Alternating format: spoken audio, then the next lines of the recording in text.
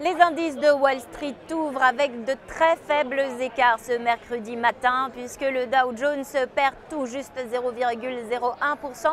Le Nasdaq de son côté progresse de 0,08% et le S&P 500 gagne 0,04%.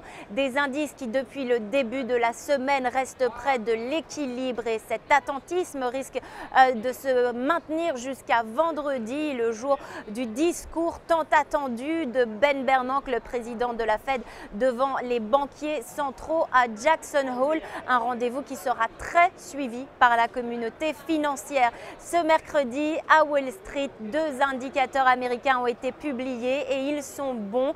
Il s'agit du PIB pour le deuxième trimestre. Il a été révisé à la hausse à 1,7% contre une première estimation de 1,5%. Et puis, autre bonne nouvelle dans le secteur immobilier, les promesses de vente de logements ont bondi de 2,4% en juillet. Elles sont à un plus haut de 2 ans alors qu'on les attendait en hausse de 1%. Ce mercredi, les investisseurs attendent encore un élément qui pourrait avoir un impact sur la tendance. Il s'agit du livre beige de la Fed qui sera publié à 2h heure de New York. Ce rapport fait état de l'activité économique aux États-Unis, région par région.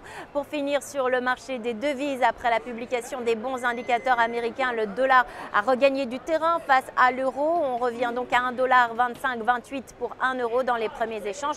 Enfin, sur le marché de l'énergie, le pétrole brut est en baisse de 0,8% à 95,55 $ le baril sur le NYMEX.